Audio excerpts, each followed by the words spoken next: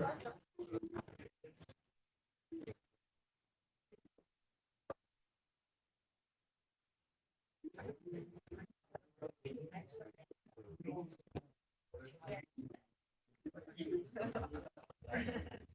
Good morning, everyone in the room and online.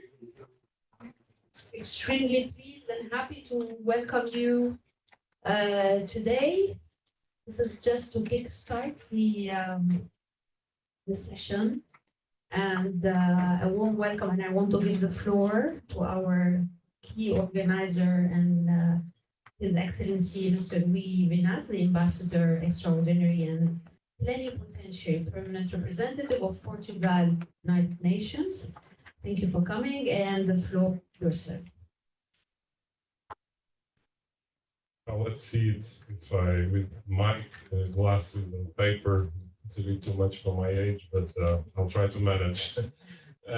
Well, good morning to everybody, and first of all, thank you very much for being with us in these busy days, just a few days ahead of the most hectic week of our annual activities here in the UN. But I will go without further ado to a few introductory remarks, and then we'll follow the program. And I thank you very much for all of you to be here. Ambassador of Morocco, thank you very much for having accepted the challenge. Well, we have a diverse set of distinguished speakers and audience members with us, making this a truly multi-stakeholder event, as it should in the margins of the Summit of the Future. Special thanks to the Impact Coalition on IPA FFD in this regard. And I will make three brief points. The first is it's a pleasure to of course to work with together with the UNOSSC on this side event. Thank you also for making these premises available.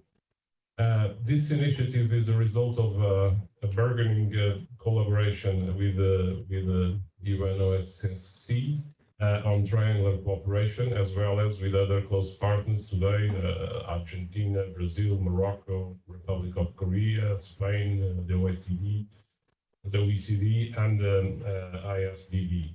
This initiative is also a reflection of growing recognition of the contribution of triangular cooperation to the SDGs, from BAPA plus 40 to the Rabat Declaration on middle-income countries, not to mention the outcome documents of the CITES4, LLDC 3, and now the Pact of the Future and the Global Digital Compact. Well, these two we don't know yet if we will get it. Hopefully yes, but still in the final phase of negotiation. Triangular cooperation can bring us together in a time of increasing uncertainty and crisis, complementing North-South and South-South cooperation. It can foster trust in partnership for SDGs through the sharing of knowledge, experiences, and best practices. It's strengthening, as advocated by the Pact of the Future, can only contribute to the accelerating of progress in the achievement of the SDGs, but also reinforcing trust in multilateralism. This is a kind of mini-lateralism in a way, if I can use that word. This is why Portugal has chosen to invest in this modality, building a network of partnerships to that effect. It is also why we are organizing the 8th International Meeting on Triangular Cooperation together with the OECD in Lisbon from October 7th to 8th, back-to-back with the second G20 multi-regional technical meeting on triangular cooperation, to which we hope today's discussion can also feed those meetings. My country has also been committed to the promotion of triangular cooperation in this setting. We presented a non-paper to the G20 on this subject this year, together with Turkey, and will remain so in view of other forthcoming UN process as the FFD that we have the honor and the privilege to co-share. We hope you enjoy today's event and can join us in Lisbon as well. Thank you very much. Thank you very much, Excellency. Let me also share a few words of welcome. Good morning, Excellencies, and thank you all for joining us today. It's really an honor to co-host today this event together with the Permanent Mission of Portugal. It's a very important event on the margins of the UN Summit, and of course, focusing on accelerating the SDGs achievement. At the outset, it's also important for me to highlight that the government of Portugal has a visionary leadership in scaling up South-South and Triangle Cooperation for Development, not only through the annual hosting of an international conference on Triangle Cooperation, but also in terms of the actual pursuit and support to regional South-South cooperation and Triangle Cooperation initiatives. Let me also thank OECD, the Impact Coalition. I see Pilar online. Good to have you with us. And also all the actors in joining this important event in terms of looking on how to come up and strengthen those avenues that will reinforce and support the pursuit of the SDGs. It's a really critical juncture, extremely challenging development context, with limited progress. We keep saying it's only 17% that have been achieved, but also the UN Secretary General has also warned that the SDGs are hanging by a thread, and the hopes and dreams of billions of people around the world, right? And he also made it clear in his progress report on the SDGs that with renewed multilateral efforts and the unwavering commitment of all stakeholders, we can uplift those left behind and accelerate progress towards the SDGs. And this is the very essence of what Triangular Cooperation is all about. It's one of the most impactful frameworks for addressing shared knowledge, leveraging collective strengths, and fostering innovative solutions. And it is also one of those, vast untapped potential. So there is a lot of potential that can be leveraged. And today's meeting also, we are, and as we gear up to have a finalized Pact of the Future, we need to reaffirm, right? How important it is to reinvigorate multilateralism, to restore trust and forge a common agenda for inclusive and sustainable future. I do have a few figures that we have taken from OECD, and they date in 2019, whereby they say that only 30 countries and international organizations have developed specific policies, strategies, and guiding documents for their triangular cooperation. So in terms of institutionalization. But in terms of projects also, the numbers say that over 190 countries and territories, along with 85 international and regional organizations, have participated in triangular cooperation between the years 2000 and 2022. And several countries such as Portugal, Japan, Republic of Korea, and Germany, Morocco, they are all demonstrating the potential of triangular cooperation through their integrated development frameworks. One of our own studies that we have done, and with the focus on the Arab region, also highlight the importance of successful strategies, including Portugal's partnership with Morocco and Egypt, which have led to joint initiatives on health and fisheries in Mozambique. And these collaborations, they not only exemplify how triangular cooperation bridges the North-South and South-South partnerships, it also transforms the dialogue into tangible development outcome. We also have with us our partner from Korea, with whom we have a strong partnership, a triangular cooperation partnership that we will hear more about. And thank you for joining us. I know it's too late at your end, but thank you. We do respect the commitment to showcase this partnership today. As an office, we are, of course, committed. This is part of our mandate to work on South-South cooperation. We do have different platforms and different networks that we use to capitalize for this. I want to mention that, also recently we have updated our main knowledge platform, the Galaxy, which hosts more than 950 best practices. We have initiated a few good initiatives with UN system, with UNDP, and an initiative called Data to Policy Makers, which is helping, and supporting the evidence-based approaches. But also another platform, which is the South-South Solutions Lab, a platform to test and incubate new ideas and solutions for the lab. And these are all open also for collaboration and partnerships. Now, with the triangle cooperation, there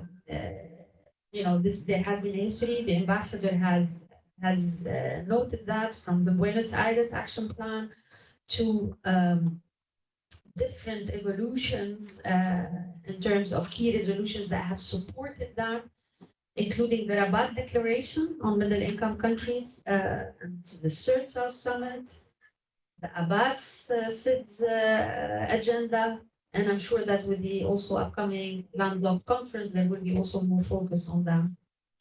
I also want to note one important thing, which is the Secretary General has, in his report in 2022, called for the establishment of this window. So it's kind of a commitment for us to pursue it collaboratively with the system, but also with the member states at all levels. And that's what we are trying to do right now. And, and hopefully we look to a successful partnership and launch as we do it during the upcoming conference in Lisbon on the 7th of 8th of October. Please do join us on that. So thank you very much. We're very much looking forward to working together towards that. And having said this, I'd like us to start by moving forward with our agenda. And I here, want to start with Morocco. Morocco has been a key player in triangle cooperation initiatives in the African regions and probably beyond. We would like you, Excellency Omar Hilali, the ambassador and the permanent representative of Morocco to the UN, to highlight some of those successful experiences for us in terms of the impact on achieving the SDGs, and how does Morocco envision, triangle cooperation evolving in the future to address emerging challenges. Thank you very much, dear Imam Khatib, Director. Thank you also to the Indian neighbor, Ambassador Louis Dinas, Ambassador of Portugal, for his introductory remarks. At the outset, I would like to warmly thank the Permanent Mission of Portugal, UN Office of South-South Cooperation, and all partners who came together this morning for organizing this side event, putting the focus on the linking between achieving progress toward the SDGs and financing of triangular cooperation is both innovative and timely.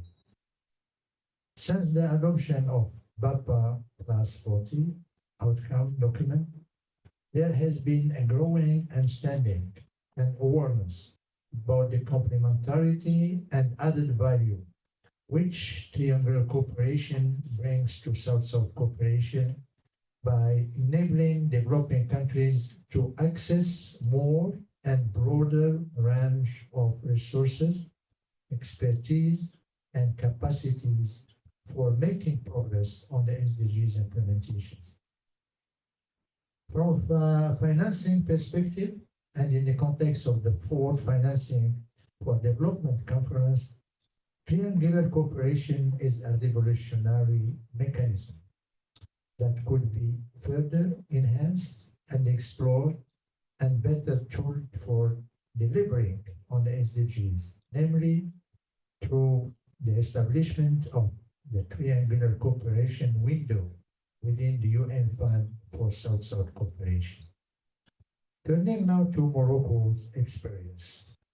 Thanks to the active and firm commitment of the Moroccan Agency for International Cooperation, which is the key implementation tool of the Moroccan strategy for South-South and triangular cooperation, several projects with our partners benefiting many African countries have been put in place.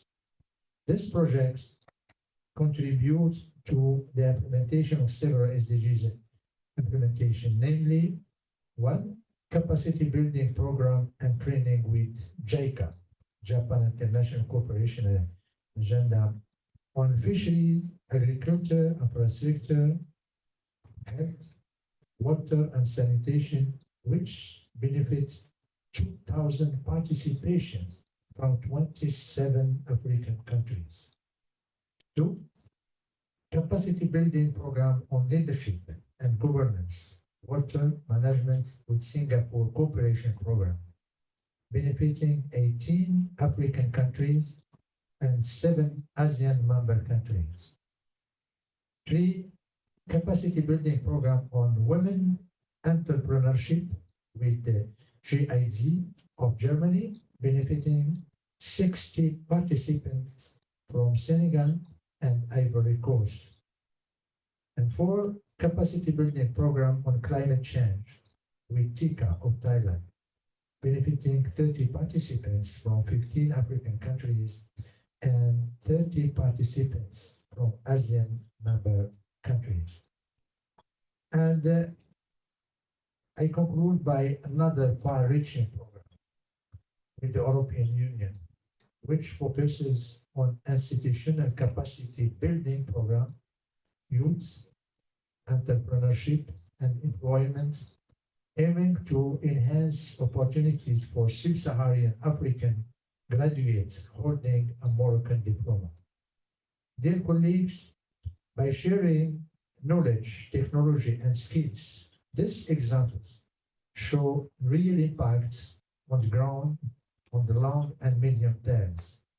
It is also an investment in human capacities based on flexibility and innovation, allowing various forms of collaboration with focusing on specific sectors that are key for SDG implementation. We can then clearly see how triangular cooperation has full potential for supporting development and implementing traditional models of cooperation and responding to emerging global challenges such as climate change and social inequalities. Speaking now to the future, I'm convinced that the digital tools, technology-driven solution, and the use of artificial intelligence must be among the priorities areas of reinforcing triangular cooperation. And I would like also to emphasize on the role of the private sector, both as funding source and as provider of innovative solutions. Public-private partnerships, PPPs, will be a key feature for the future of triangular cooperation in this. I thank you very much. Thank you, Excellency. Thank you for sharing with us this really diverse portfolio of cooperation that Morocco is leading on. And I'm sure as we move forward with setting up this triangular cooperation window, there's a lot of lessons learned that we can, derive from your experience. And I cannot agree more. Moving forward in terms of focusing on the digital tools and the use of AI, as well as the role of the private sector would be extremely, extremely important. Moving forward with our agenda, we are also pleased to have with us His Excellency Mr. Matteo Estremi, the Ambassador and Director of International Cooperation at the Ministry of Foreign Affairs and International Trade and Worship of Argentina.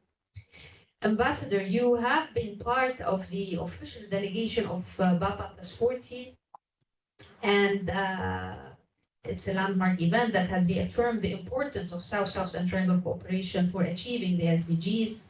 Could you please also share with us some examples of successful triangular partnerships that Argentina has been part of and how they have, been contributing to the advancement of the SDGs? Let me pass it over to you, Ambassador. Thank you very much. And I would like to, at the outset to commend Portugal and the United Nations Office for South-South Cooperation for organizing this meeting and for inviting Argentina. Thank you very much for that.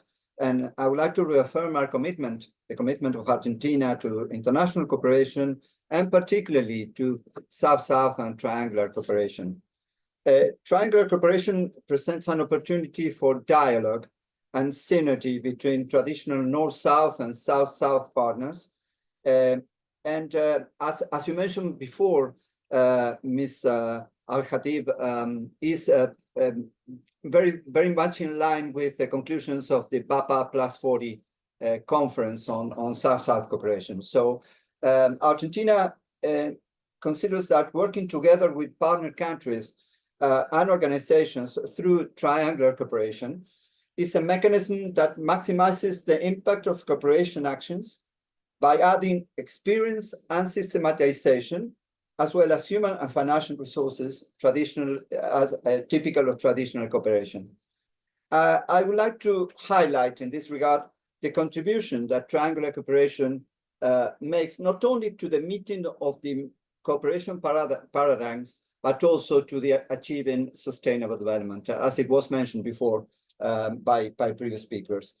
The good thing about triangular cooperation is the flexible format that we can work on, and the convergence of diverse actors, resources, and instruments in this format of cooperation.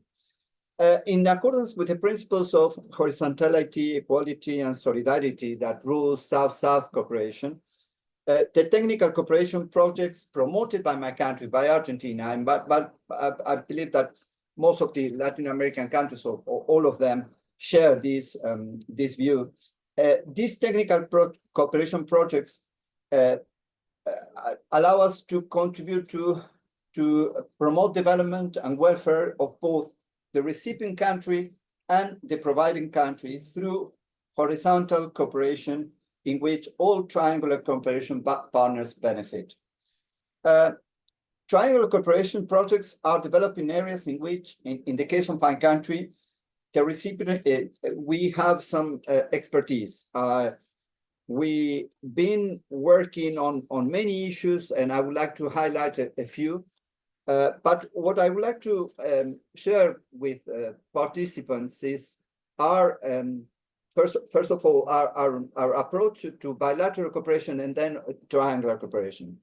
Since 1992, Argentina has had the Argentine Fund for International Cooperation, whose objectives is to strengthen capacities and exchange knowledge, technologies, and best practices within the framework of technical cooperation projects by sending Argentine experts abroad, training foreign professionals in the country, and holding international seminars and workshops.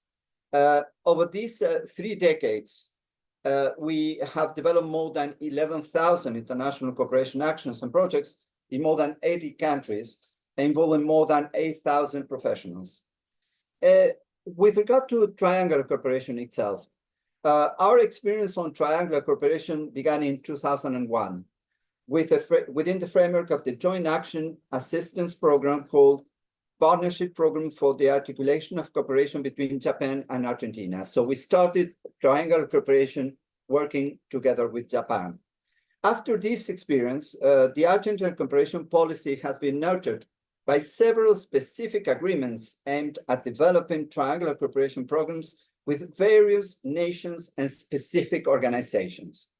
I would like to name a few. First of all, of course, the European Union, the GIZ, the German Agency for International Cooperation, the Spanish Agency for International Cooperation, of course, USAID, JICA, as I already mentioned. And since this is an event organized by Portugal, I would like to commend the efforts by the Instituto Camões, the Institute for Cooperation in the Portuguese language of Portugal, because you've been a promoter of triangular cooperation all the way.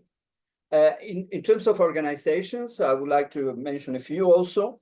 In our region, we have the CEGIB, is the Ibero-American General Secretariat. We work together, Spain, Portugal, and Andorra, with all the countries in Latin America in triangular cooperation. This is a very intense agenda that we have.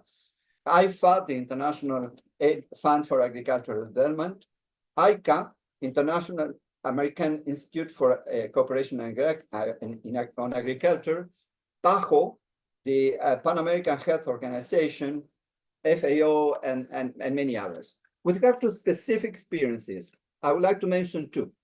One has to do with the Caribbean, our experience on triangular cooperation with the Caribbean region. We developed 3 projects, and we are currently working on the third phase on antimicrobial resistant detection. This is, of course, an issue that will be addressed by the General Assembly in the next week. It's very important for all of our countries. RAM is a question that is a pressing issue at the level of the health, at the World Health Organization. So with regard to this specific issue, we developed a triangular initiative in cooperation format that combines the Argentine Fund for International Cooperation, the Pan American Health Organization, and the Caribbean community. And this project is aimed at the education and training of hospitals and laboratory personnel of the member countries of the CARICOM in the detection, surveillance, and reporting of antimicrobial resistance organisms. This is a very good example of how we can work in this regard on pressing issues in the international agenda. And this was also presented as a model of South-South cooperation and triangular cooperation at the level of the United Nations.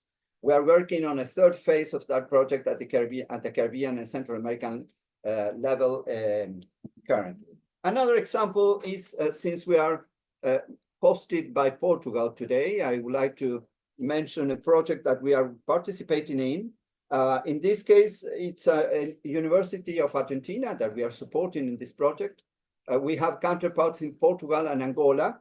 This is in the framework of the triangular cooperation projects of the Ibero-American and Portuguese-speaking African countries. We are working on the issue of education for development, very much in line with the need to sustain our efforts in order to get to the next level in terms of the implementation of the Sustainable Development Agenda. And we are working in order to strengthen the capacities of Angola in this regard. And we are working together with Portugal and, as I mentioned before, a university from Argentina. So there are many other examples. We work in several areas in Africa, in Latin America, in the Caribbean on triangular projects. We have partners all over the world, not only countries, but also organizations that are very much interested in furthering in triangular cooperation. I would like to conclude mentioning and commending Portugal for organizing the meeting next early October on triangular cooperation. This will be a very good opportunity to take stock on the contribution of triangular cooperation to sustainable development, but also to reflect on the need to really make sure that triangular cooperation has some space in the discussions that are going to take place next year at the FFD 4th conference in Sevilla in Spain. Due to time constraints, I would like to I will not be able to delve on all these experiences, but I would like to reiterate the commitment of Argentina to South-South and triangular cooperation as an innovative mechanism that enhances opportunities for sustainable development in the countries of different regions. We will continue to work in this regard. Thank you very much.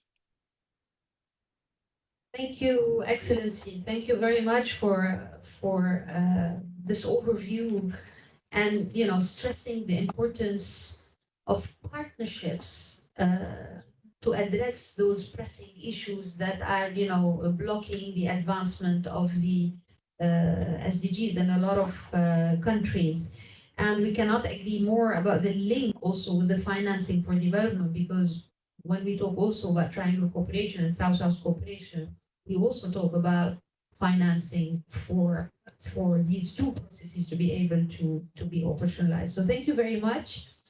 We would also urge you, if you could share with us your intervention, because we will be capturing also all of this as we post this on our website moving forward. Thank you very much. Okay. Our next speaker is Dr. Don Park. He's a research fellow from the Office of Sustainable Innovation Policy Research of the Science and Technology Policy, STEPI, at the Republic of Korea. Thank you very much again for being with us that late at your end. We have a long-standing partnership with Republic of Korea at the UN Office for South-South Cooperation. We are implementing together a joint program on triangle cooperation in the Mekong River, and Dr. Park here with us.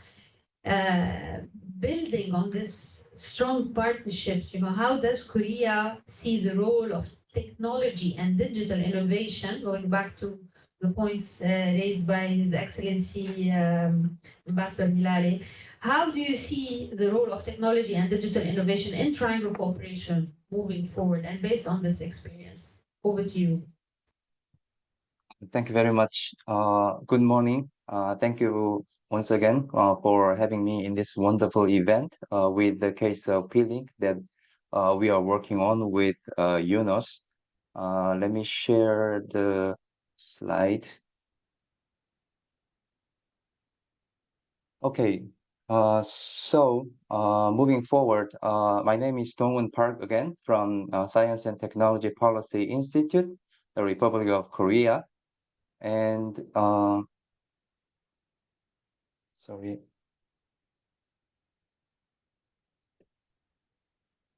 Okay, Korea is a very unique country in the area of development cooperation and South-South and triangular cooperation.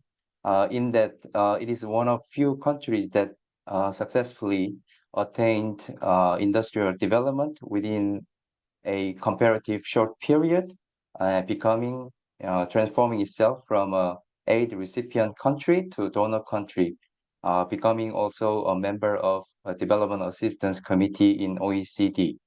In that regard, I argue that Korea can play a role of both a pivotal partner and facilitating partner with the experiences and also financing resources. So recognizing the importance of South-South and triangular cooperation, the Korean government, specifically Ministry of Science and ICT, established a ROC UNOS facility since 2011, and with no geographical and thematic focus in phase 1. Based on good practices from phase 1, from phase 2, it actually started to have a geographical focus in Asia Pacific with 14 countries during 2016 and 2020. And in the case of phase 3, we have both the geographical focus of Mekong region and the thematic focus on tackling climate change. So in that regard, let me explain specifically about ROC UNOS facility phase 3, titled Triangular Cooperation Project on Sustainable Development in the Lower Mekong Basin, based on the water, energy, food nexus. So as you can see, this project has a nickname of Peeling People's Livelihoods Initiative through WEF Nexus in the Mekong region. So in that regard, we have 4 lower Mekong countries, including Cambodia, Laos, PDR, Thailand, and Vietnam, with a 5-year period with 4 million US dollars, supported by Ministry of Science and ICT in Korea.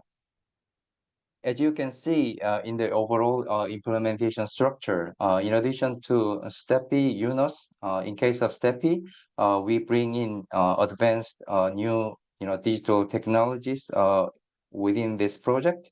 But at the same time, we invited actually two sub-regional international organizations of Mekong River Commission and Mekong Institute, which have the sub-regional expertise and also many experiences with partner countries.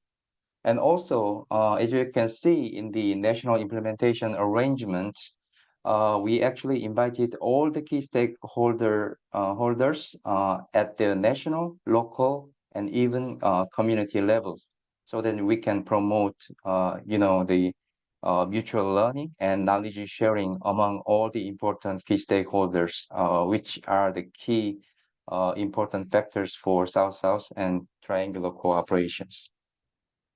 So I'm not going to be, in details about, 4 national pilots, but basically for all 4 countries, we have digitally enhanced new technology solutions from Korea, also supplemented by renewable energy for tackling, local demands from all 4 Lower Mekong countries.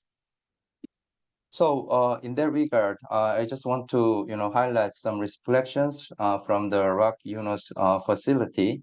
Basically, it has evolved into demand-driven solidarity and mutual learning modality for shared values, common understanding, and respect. And also, we started to evolutionize with the geographical and thematic focus from the phase 3. So a way forward for triangular cooperation, we have to admit that we are still piloting innovative ways to implement and scale up South-South and triangular cooperations to meet the varying needs in different countries. But it is quite impressive that we already see some initiative of the more developed countries, in this case, Thailand and Vietnam, where they have already their own plans to scale up, this kind of similar projects based on successful best practices out of the P-Link project we are working on. So I have to admit that we have high expectations, not just for the output and outcomes of the P-Link that we are working on, but at the same time, we have more expectations, from the efforts made by these pivotal countries, which are Thailand and Vietnam in our P-Link case. So let me conclude that in our project in the P-Link, we have Republic of Korea as a role of both, as I mentioned, pivotal partner and also facilitating partner. But also we have these 2 countries of Thailand and Vietnam as a very interesting pivotal country within our P-Link structure. Thank you very much. Thank you very much, Dr. Dong. Thank you for sharing this with us. As we have said at the beginning, for us, this is a long-standing partnership with the Republic of Korea. It's also going to be a key pillar of our triangular cooperation window.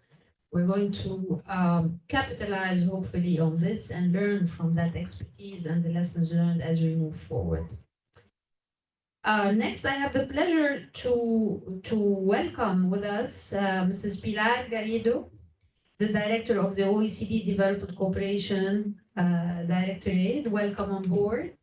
Pilar, the OECD countries have been a strong supporter to triangular cooperation. We want to know from you your insights on, what are the specific strategies and initiatives that have, OECD implemented to foster triangular cooperation among developing and the emerging economies. And if you could share with us, some examples of successful cooperation projects that have made a tangible impact, of course, in terms of advancing the SDGs. Floor is yours, Pilar. Thank you very much, and let me start by thanking the ambassador and also you, Dima, and all the excellencies that have taken the floor to give us some insight on what their triangular programs look like and their contribution to SDGs. So first of all, the OECD is a very strong supporter of triangular cooperation, as you know, and how we look at this beyond complementing South-South or North-South cooperation, but really bringing together constituencies and drawing on strengths and different instruments and broadening the knowledge and the resource base. We would also like to say that Triangular is living a great moment. It was at the very center of the debate in the global development discussions, and this was also a priority for the G20 Development Working Group.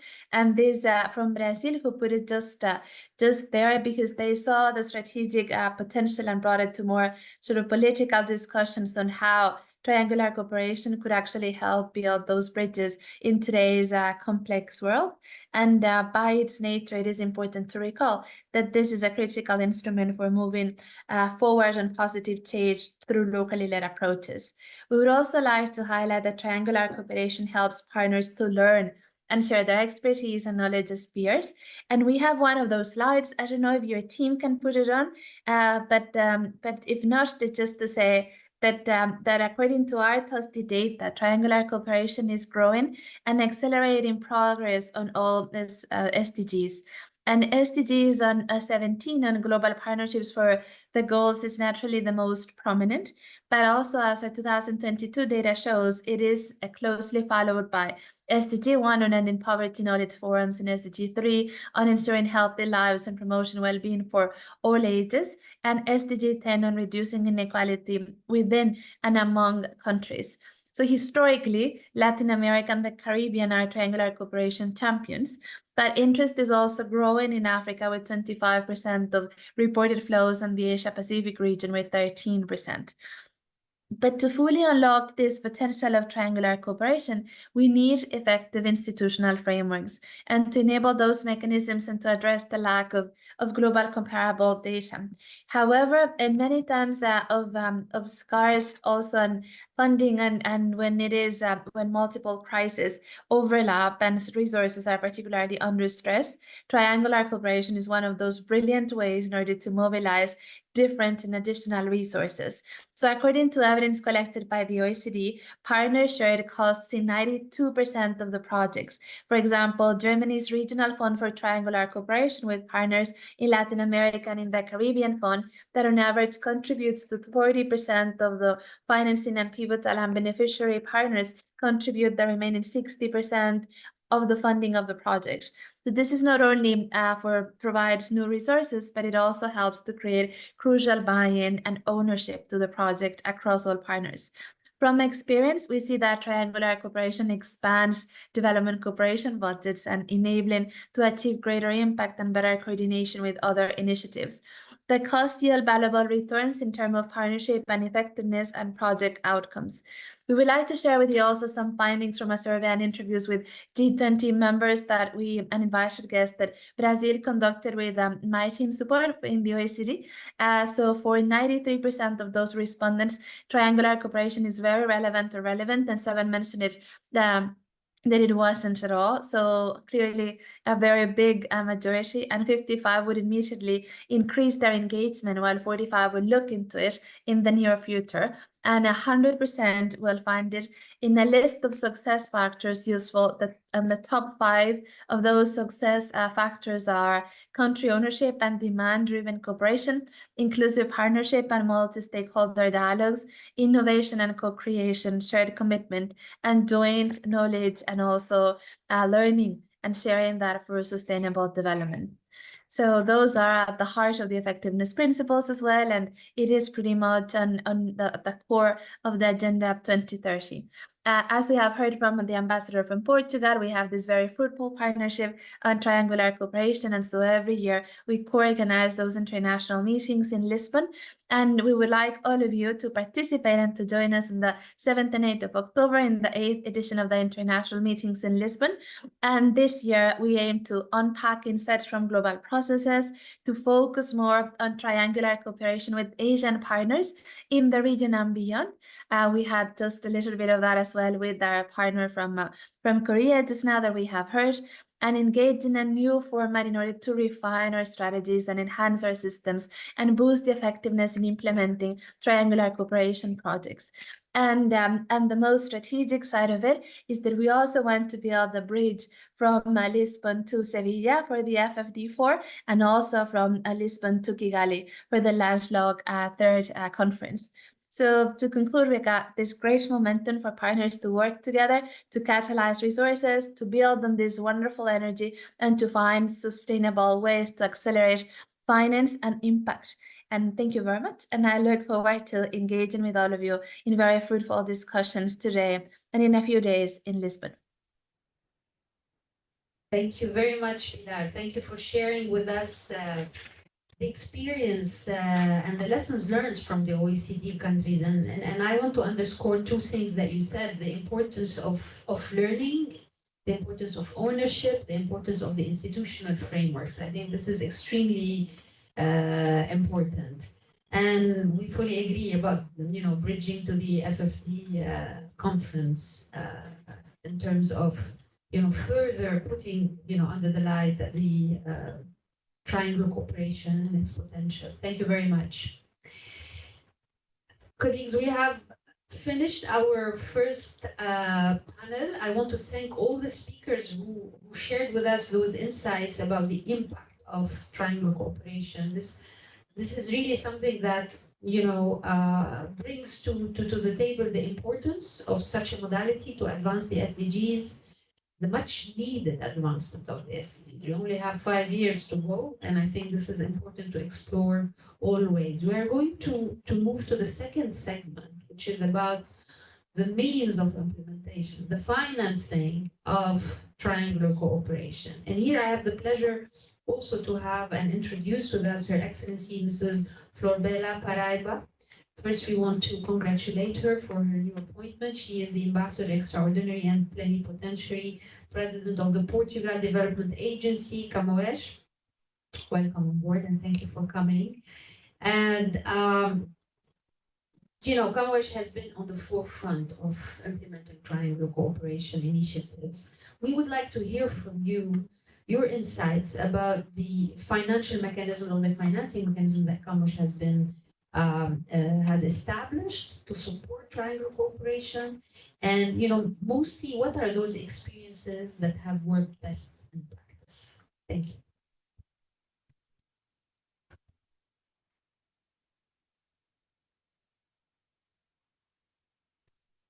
Thank you. Good morning to all excellencies, dear colleagues. First of all, thank you so much, Ms. Dima Hadid, for welcoming me here in New York and for this joint initiative with the Portuguese mission. Thank you also to Ambassador Rui Vinhas and the mission for all the support and the preparatory work done with ONSSC. It is indeed a pleasure to cooperate with you and to share this panel with Dr. Fay and Mr. Martin, Ms. Wang, whose institutions are key partners of ours, of Camões and Portugal, in advancing dialogue and collaboration on triangular cooperation. So for Portugal, as we face this increasingly complex world with multiple and interlinked crises, we are reminded of the importance of innovative solutions to break the barriers and to bring us together to dialogue in defense of common interests, namely, as it was here already underlined, the achievement of the SDGs. So triangular cooperation can be this type of solution, and the Pact of the Future accordingly calls for its strengthening together with the North-South and the South-South cooperation, which it complements in this collaborative way that has been already mentioned here this morning. So to answer your question on the means of implementation, as a sign of its commitment to this modality, last year Portugal launched a €1 million fund aimed at fostering inter-regional triangular cooperation between Portugal, Africa, and Latin America. We have also signed, currently we have also signed 14 protocols on triangular cooperation, namely with all the countries that have previously taken the floor here this morning. So this fund, financed by Portugal and managed by the Ibero-American Secretariat, SDGs, supports projects that promote capacity building and the exchange of expertise in areas such as education, health, gender equality, climate change, food security, and digital transformation. In short, SDGs 3, 4, 5, 13, in addition to digital transformation, which, as we know, has it has a horizontal character in the acceleration of the and losing voice. Thank you so much. So the first call of proposals to this particular fund with SDGs was a resounding success, as I already mentioned to Dima, with more than 30 applications from over 1,100 institutions across 21 countries, from Europe, Latin America, and Africa. 6 winning projects, now in the implementation phase, were selected, addressing issues ranging from climate change to digital transformation, health, culture, among others. By the end of 2025, as a result of the pilot funding mechanism, we hope that these projects will have contributed to strengthening the relationship between the 3 continents through the sharing of knowledge and experiences and best practices. I would like to underline the value of lessons learned and evaluation of these projects. So through them, we can encourage new horizontal and innovative partnerships to promote sustainable and inclusive dialogue and development.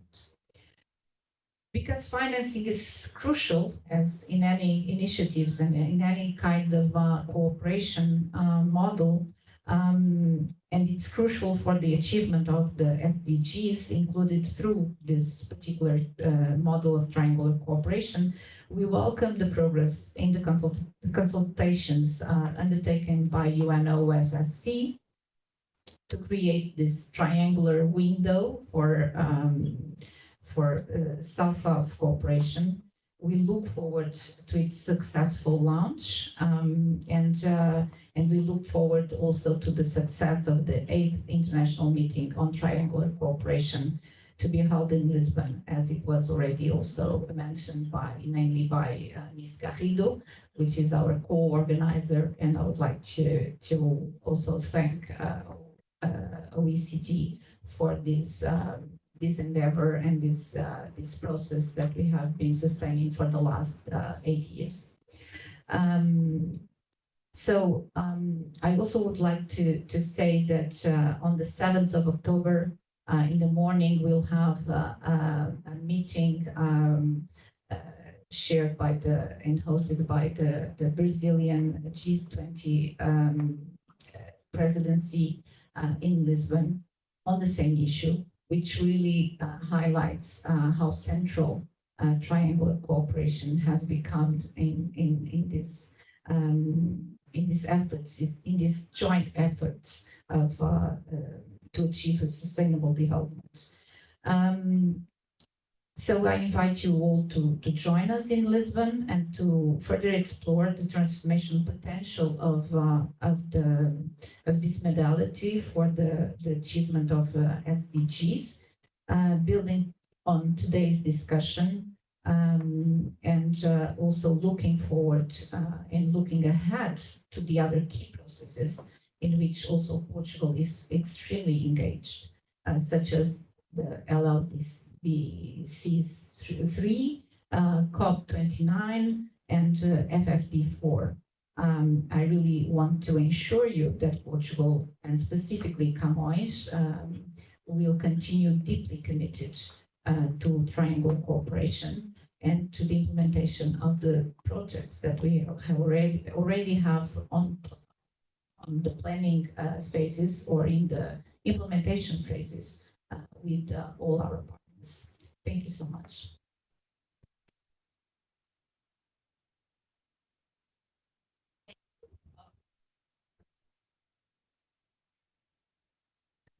All right. Thank you very much, Excellency, and thank you for sharing the experience of Camões and the implementation of the triangular cooperation. We're very much looking forward to the discussions in Lisbon, and extremely important also to create those linkages between those agenda setting conferences. You referred to the landlocked conference, very important. You referred also to COP29, extremely important. So as we create those linkages, we are also reflect the priorities of the member states in terms of, ensuring the important element of financing for the operationalization of these big conferences. Next on my list is our dear friend, Dr. Issa Faye. He is the Islamic Development Bank Director General for Global Practice and Partnership. The Islamic Development Bank has South-South cooperation and its identity and its DNA, and it has been a leader on innovative development financing. We would like to hear from you, Dr. Faye, about the examples of those financial mechanisms that the Islamic Development Bank has established to support triangular cooperation and how they have leveraged other financial mechanisms. Floor is yours. Thank you very much, Dima, for inviting us, Excellencies. Thank you for the invitation. We're very happy to be here. And good morning, everyone. And I think that this is a very, very important event for us. As you said, Dima, it is an identity. And I wanted just to take a minute to tell the audience, or at least those who are not very familiar to the Islamic Development Bank, what we are doing in this area. You said it. The Islamic Development Bank is the only NDBs that has its entire shareholders from the South. So this is unique. This is something that you don't find everywhere. And that gives us really the identity to work for the South, with the South, and from the South. So it's not, for us, it's an existential question. This discussion is not just good to have or SDG driven. It is existential because at the core of our mandate and going back to our charter, it's based on the principle of solidarity. And that principle of solidarity doesn't give us any leeway or a chance to not cooperate.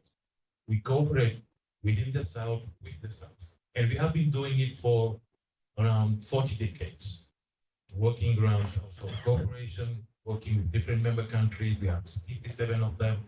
And we believe that every single member country has something to offer. I think this is where the trust that you mentioned should come from. We need to make sure that we trust each other, that we want to live with each other, we want to work together. That's what makes our identity unique, and that makes our success in this area. I'm going to mention a little bit example just to give you a sense of how we have been able to really leverage the South-South cooperation and deliver. Solidarity is important, trust, and also leveraging the wealth of knowledge we have in every single country. Our modalities that I will discuss, which is the reverse linkage one, is based on the principle that member countries will be on the driver's seats. We don't dictate. We kind of make sure that they decide on what they do and how, and then the providers and the recipient countries that we put together will work. So this is really a very consequential discussion. And then I think that the Lisbon one will be one that will really help us on the scale. So that's going to be in the second part of my intervention on the triangular cooperation part. Because we have been doing South-South for 40 years. We know we have delivered impact and so on. Then for us, our triangular cooperation is a way to really scale, make sure that we can deliver more impactful intervention on the ground.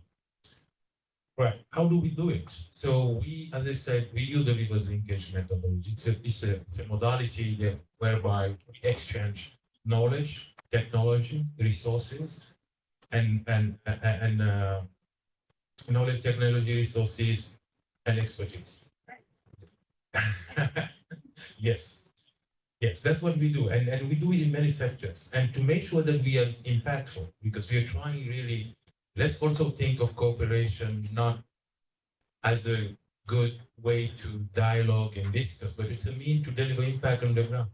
And the way we do it through sectoral and thematic areas, looking at food security, renewable, health, education, and you name them, all the different sectors, the traditional sectors, we leverage and we do reverse linkage activities.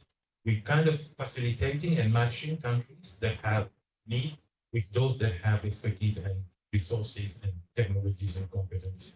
And we have done it through our traditional way of establishing Islamic finance institutions in many countries. Talking about Takaful, we're thinking with UNDP, Takaful is the instruments of the financial conventional bureau of insurance. With Takaful, we do also halal ecosystem development in many countries to make sure that the halal industry is developed and then provide jobs and opportunities.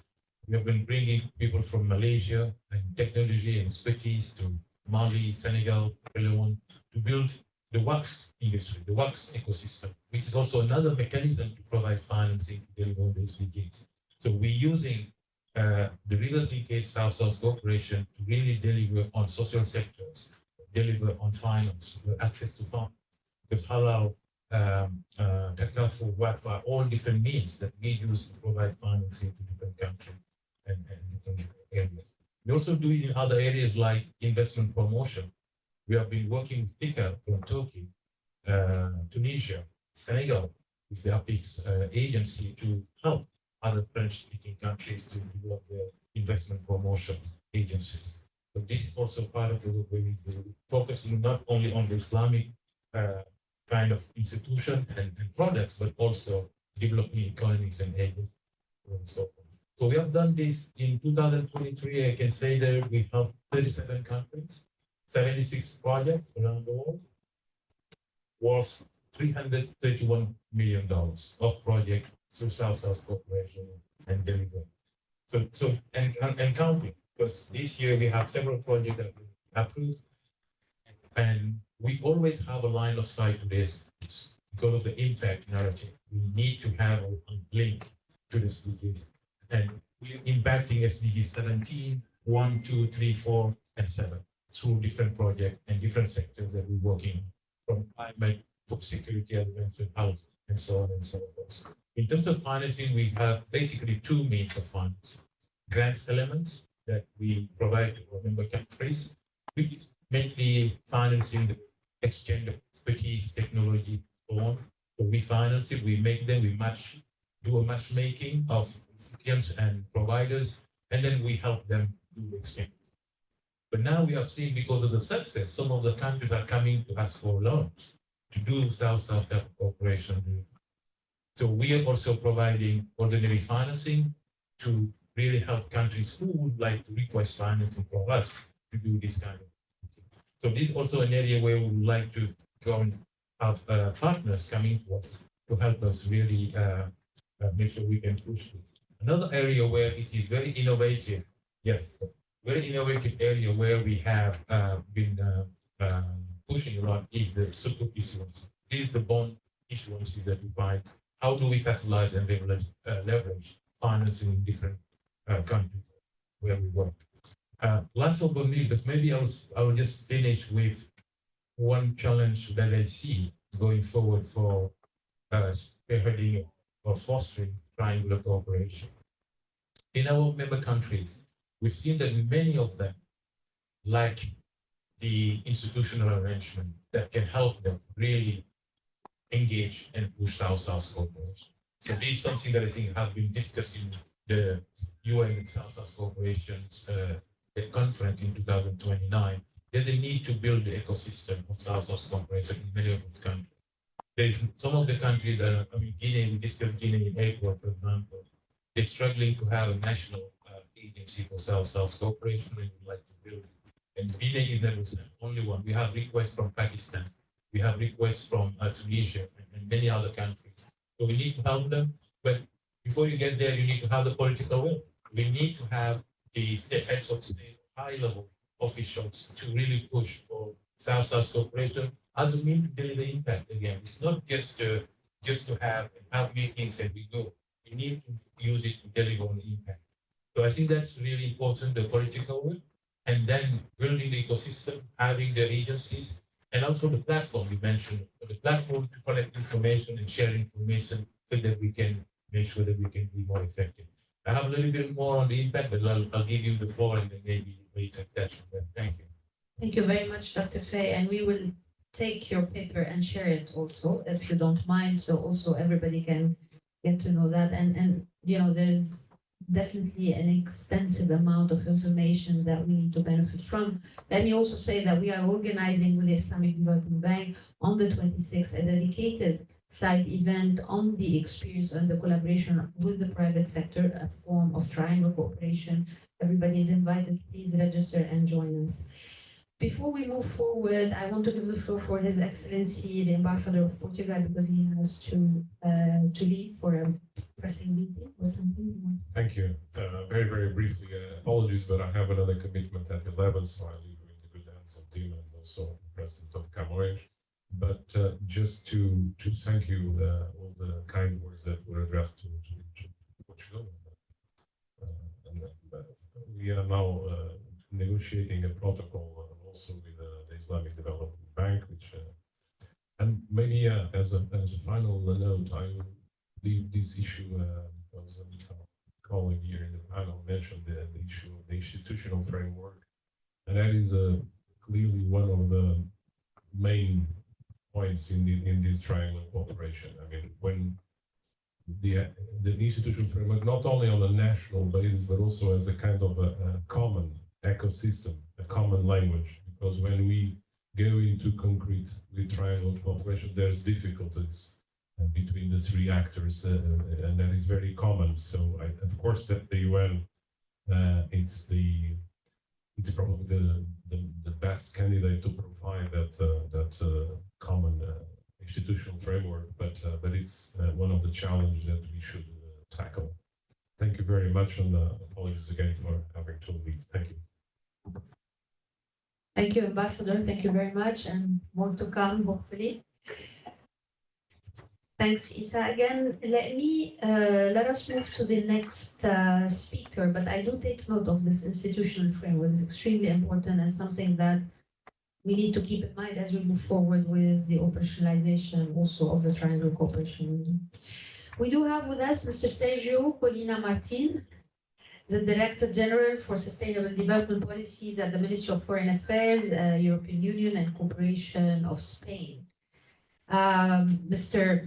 Colina Martin has been an active supporter of triangular cooperation, and we would like to also hear from you about some of the financial mechanisms that Spain uses in support of triangle cooperation and how they have been, collaborating with other partners. I think Pilar talked a lot about the importance of partnerships and other colleagues. So, floor is yours. Thank you.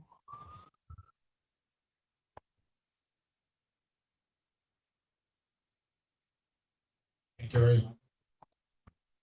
So glad to find in the room so many partners, long-standing partners for our work in triangular cooperation, such as of course, Portugal, Brazil, Argentina, OECD, and of course the UN system. So as you said, I was responsible until not so much ago for triangular cooperation at the Spanish Agency for Cooperation, and now at the Directorate General for Sustainable Development Policies. We're also working to add this perspective of financing for development to these very important policies. So let me share very briefly. I know we're a bit in a hurry. Some ideas and perspectives from the Spanish cooperation. So let's say that we have been consistently committed to fostering technical cooperation and horizontal dynamics of collaboration, that everybody has been underlining, always in the spirit of our cooperation fully guided by ownership and alignment. And this has been also recently reaffirmed in our new law on cooperation for sustainable development, the new master plan. So let's say that we have this tradition, but we have been working recently on two dimensions.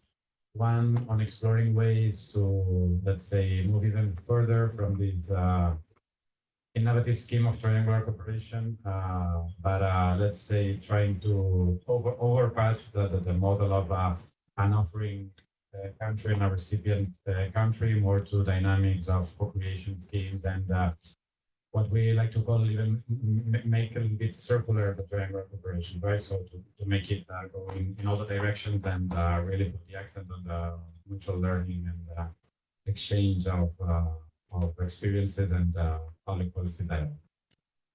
So from that perspective that we come from, that was very based on our offices in the field and very much aligned with the different partner countries' development plans, etc.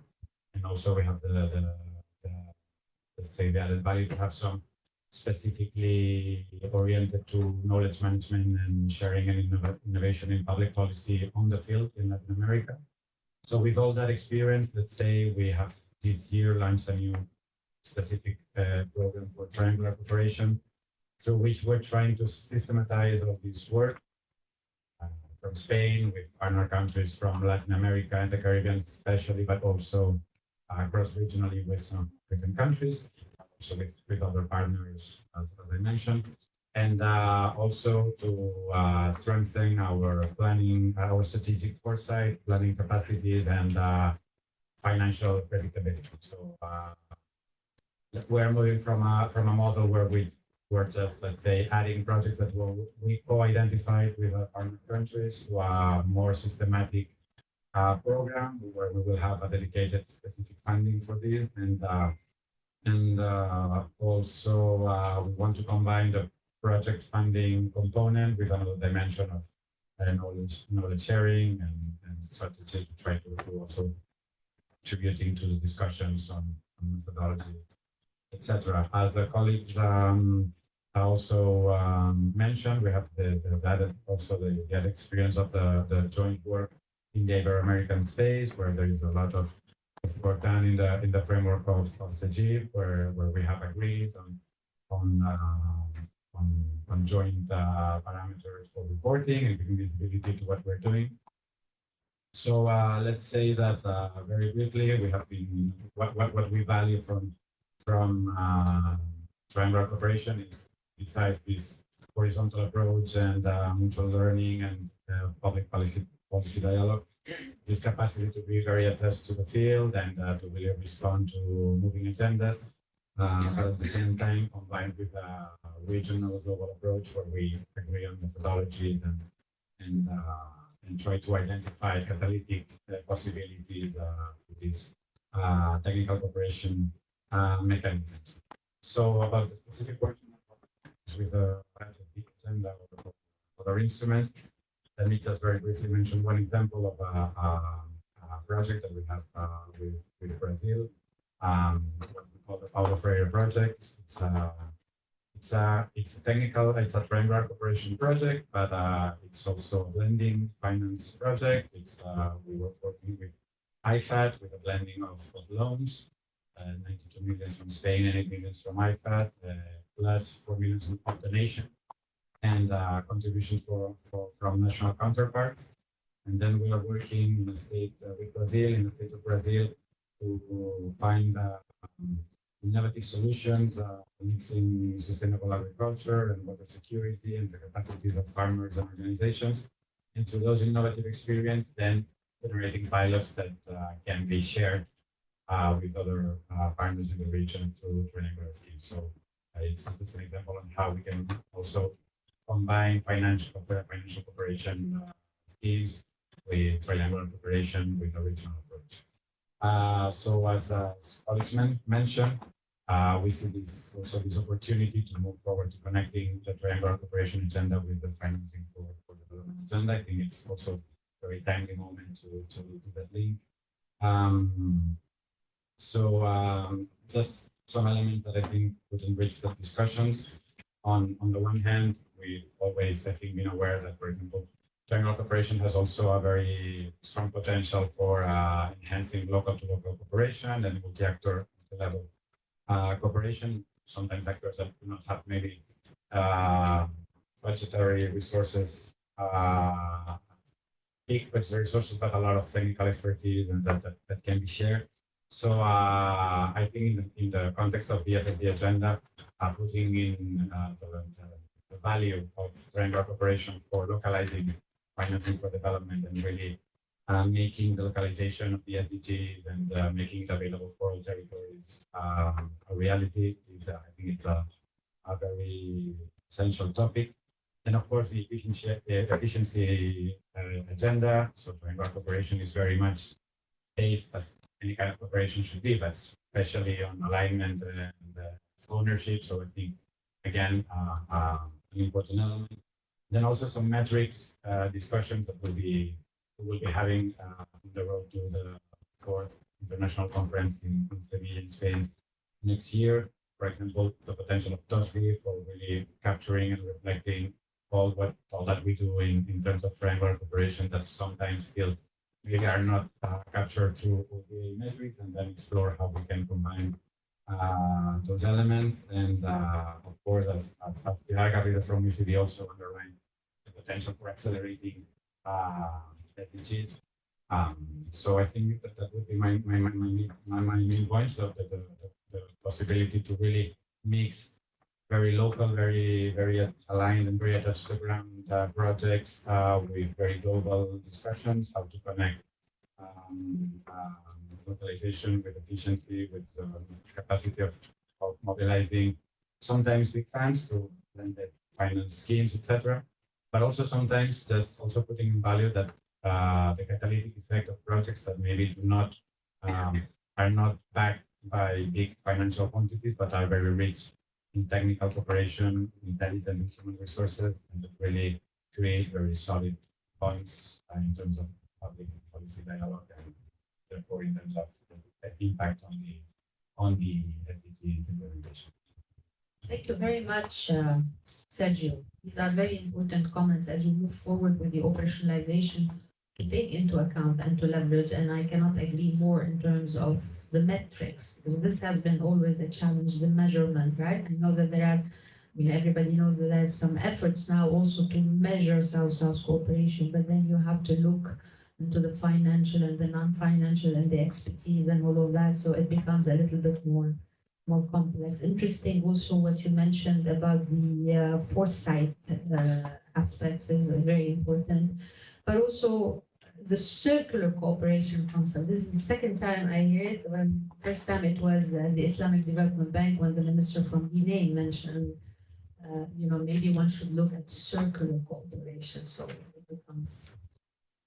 Thank you. We're moving now to our colleague, Grace. Grace is the Trust Fund Director here at the UN Office for South-South Cooperation, and she will share with everybody the perspective on financing the triangular cooperation window and provide a bit of update on where we are following the consultation, but also leading up to Lisbon. Thank you. Thank you very much, Dima, and thank you for this rich discussion. I think maybe in the benefit of time, let me just highlight what the triangular cooperation window is under the UN Fund for South-South Cooperation by 3 keywords. And that echoes what has been discussed. I think demand-driven is number 1, and then inclusive, and then innovative. What it is creating a dynamic partnership platform for all countries, from the south or the north, regardless of development status, and from all sectors, government, international organizations, banks, and NGO coalition and foundations to come together to support South-South and triangular cooperation for SDGs. But when we talk about this, it's very challenging, actually. So that's why we are trying to abide by the principles that have been proven successful. That is number one, demand-driven. People ask me, what thematic area are you going to work on? Actually, we're not here to prescribe any thematic area. We wanted to take a demand-driven approach to co-create between the programming countries and the partnering countries and the different sectors. But the demands have been expressed by member states through various outcome documents at UN forums, LDCs, LLDCs, MAKE, and also the South-South resolutions. So the demands are there, but we want partners to respond actively to those demands and formulate. And that is how we will define the thematic areas, largely in line with the 6 transitions and cross-cutting items agenda, but demand-driven is the first keyword. Second is inclusive. When we talk about inclusive partnership, we were talking about the maybe multilateralism, or Ambassador just said mini multilateralism. There is a challenge of coordinating that inclusiveness. So that's why we're trying to leverage the UN systems efforts, and by bringing partners together with the implementation support of UN systems through a solid and harmonized operational mechanism to make it work. So that's the inclusiveness, but with the harmonized, solid procedure. But the third is innovative. We talked about different tools of financing, for example, loans, for example, insurance scheme, and then grants. How do this come together? We need to be innovative and allowing for different things to happen. I will talk about that when I talk about the financing, but the flexibility also refers to the various types of projects. We can do together capacity development initiatives, small initiatives as a seed, and then we can do pilot projects together. We can also, with more resources, to think about programs or even portfolio design that can be, longer term with more resources and larger impact. So demand-driven inclusivity and also flexibility. And coming back to the panel's session, the panel's focus on finance, I want to highlight 3 concrete challenges, and that this fund will be able to address. Number 1 challenge is with lacking an institutionalized budgeting for triangular cooperation. Some countries integrated that into your development framework, but many don't have a line of budget to contribute. So currently the projects are supported from ad hoc sources, and that limits the potential of systematic support to South-South and to triangular cooperation. By opening a window, leveraging UN Fund for South-South cooperation, hopefully this can help countries internally in the long run creating a stable line of budget for this. Second challenge is, Ambassador said, the implementation. When it is a mini multilateral arrangement, when it comes to the operationalization, each party have their own way of utilizing their fund. Some prefer, like the South-South, a lot of the time it's direct government-to-government agreement, budget support. Some prefers intermediary through either NGO or another body to ensure transparency. And some has its own ways of assessing the risk and doing all these different financing mechanisms.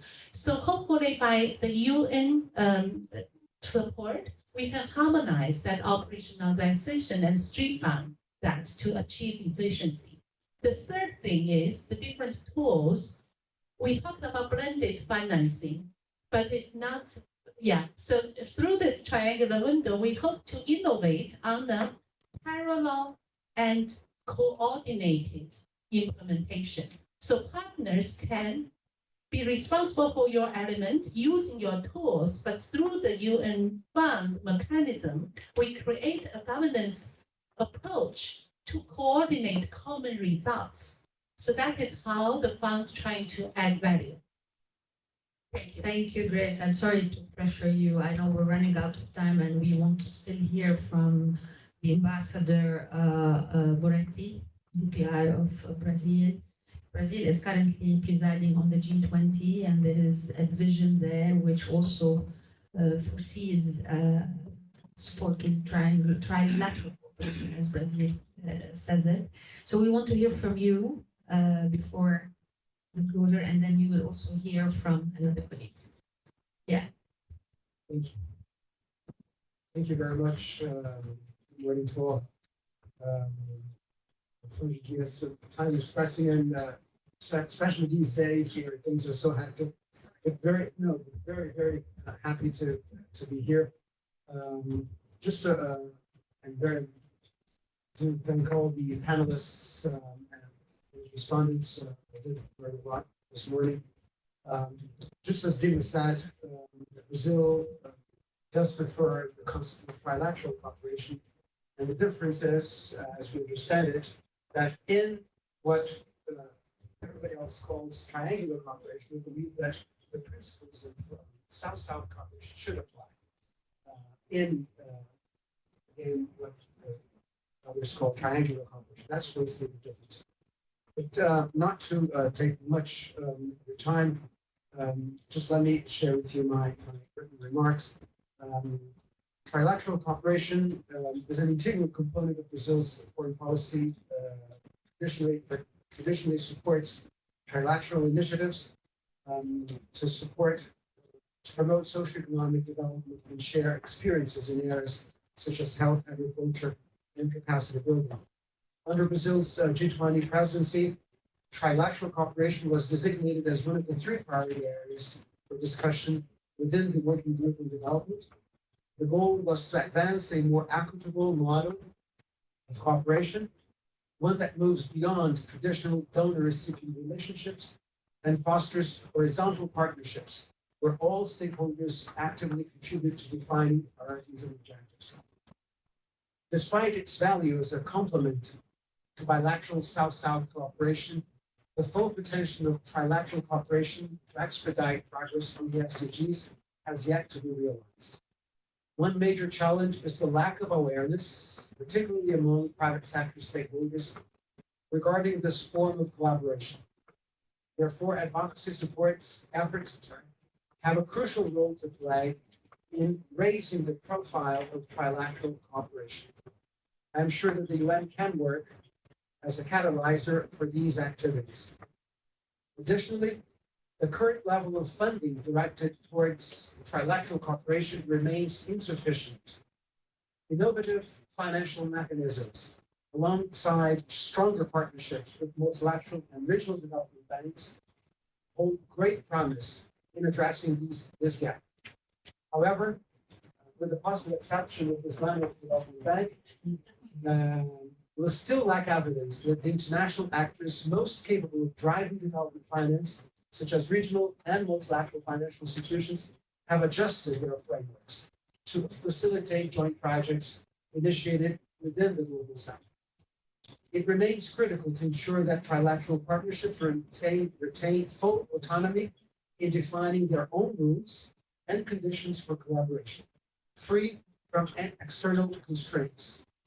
Furthermore, developing countries engaged in these arrangements must align politically and operationally to guarantee that South-South cooperation principles are upheld in the implementation of trilateral projects, as I mentioned before. In concluding, I reaffirm Brazil's commitment to strengthening the institutional capacities of international cooperation agencies and global points in the developing world, with a view to further advancing South-South and trilateral cooperation. In this regard, Brazil greatly values the role of the UNSSC and looks forward to continued collaboration in sharing best practices for the effective management of trilateral initiatives. Thank you very much. Thank you, Ambassador. All points noted, especially the advocacy support that is needed to raise the profile. This has come across also the different studies that we have been undertaking, as well as the alignment and the institutional capacities part of the agenda. We come to our last speaker, Dr. Laura Muro Royano from St. Louis University, speaking on behalf of the Impact Coalition on International Financial Architecture Reform and Financing for Development. Welcome, and we would like to hear your views. Thank you very much. Thank you very much. Excellencies, distinguished delegates, and esteemed colleagues, I am honored to address you today on behalf of the Impact Coalition on International Financial Architecture Reform and Financing for Development. Our coalition was established as a tool to contribute to the global discussions on the need for enhanced financing for development and climate action, and positively influence the political outcome of the Summit of the Future and beyond. This is a critical moment, and triangular cooperation presents an invaluable opportunity to accelerate progress towards the Sustainable Development Goals. The Pact for the Future offers a once-in-a-generation opportunity to reaffirm and strengthen the UN's commitment to human rights, which are universal, inalienable, indivisible, interdependent, and interrelated. The Pact should be used as an opportunity to help states to fulfill their obligation to mobilize the maximum available resources and align the international financial architecture and tax cooperation with all human rights, including cultural, economic, environmental, political, social, as well as the right to development and the right to a clean, healthy, and sustainable environment. All financing for development initiatives should be developed on the basis of a human rights impact assessment, upholding the core principles of equality, non-discrimination, participation, transparency, and accountability, paying particular attention to groups that may be most affected. At the Impact Coalition, we emphasize the need to close the SDG financing gap in developing countries, ensuring that all nations can finance resilience and climate efforts. The final text for the Pact of the Future should fully support the negotiations of the United Nations Framework Convention on International Tax Cooperation, emphasizing the central role the UN should have in promoting international tax cooperation and negotiations. A fair tax system is the cornerstone of gathering the necessary resources to uphold human rights and address inequalities. Triangular cooperation is not only a mechanism for collaboration, but also for innovation. This Impact Coalition strongly advocates for improving coherence and international coordination in efforts to mobilize the means of implementation in the form of finance, particularly through progressive taxation, technology co-development, and capacity building for just transitions away from fossil fuel, while reducing inequalities between and within countries. The Pact for the Future must lay the foundation for a more just and effective international financial system, ensuring a firm commitment from all member states to support the Bretton Woods institutions in continuing their reforms, expanding equitable voice and participation of developing countries within these organizations, and aligning their operations with human rights, development, and climate change. The Pact of the Future must reflect a strong commitment from member states to address the debt problem in a sustainable manner, with a particular emphasis on solving existing and preventing future debt crises, while supporting measures to expand developing countries' fiscal space and improve their ability to fulfill climate change mitigation and adaptation needs. In conclusion, the Impact Coalition firmly believes that triangular cooperation, supported by innovative financing mechanisms, is key to achieving the SDGs. We call on all stakeholders to join us in advocating for a fair, inclusive, and transparent financial system that serves the needs of all, especially the most vulnerable. Thank you very much. Thank you very much, Dr. Laura, for sharing the insights of the Impact Coalition and underscoring the importance of the human rights-based approach. South-South cooperation and triangle cooperation are definitely human rights-based. So yes, but also for putting forward some concrete suggestions, including on the tax cooperation, negotiation, and the importance of financing those innovative mechanisms, as you rightly said. We are coming to the end of this important discussion. I repeat, my apologies for the last speakers because we put some pressure on them, but we will be sharing all the notes, so it will be on our website so everybody can access the information.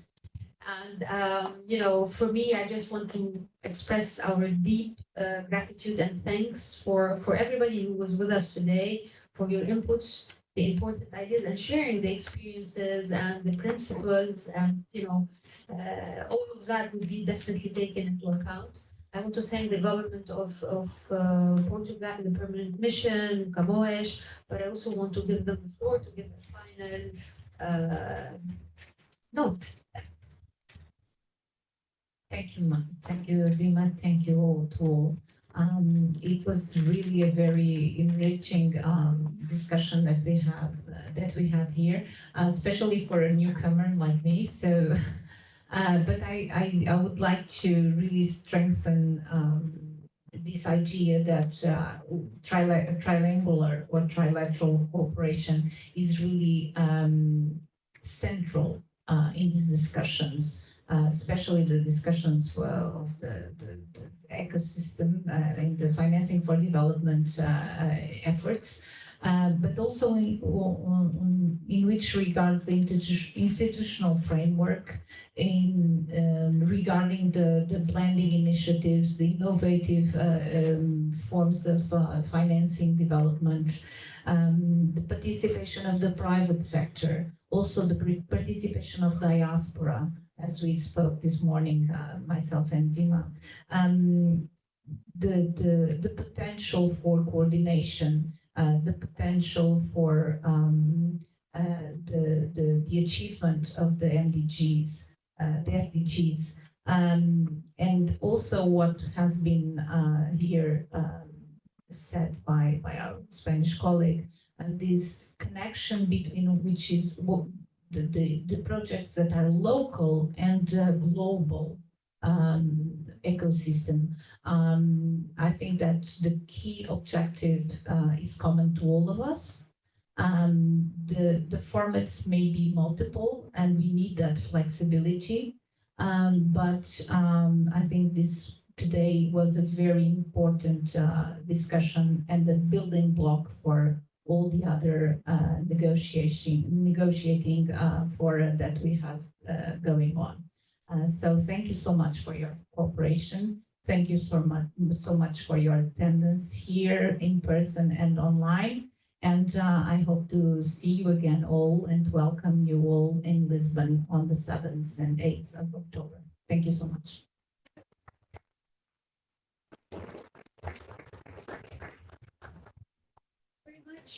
Thank you. Thank you.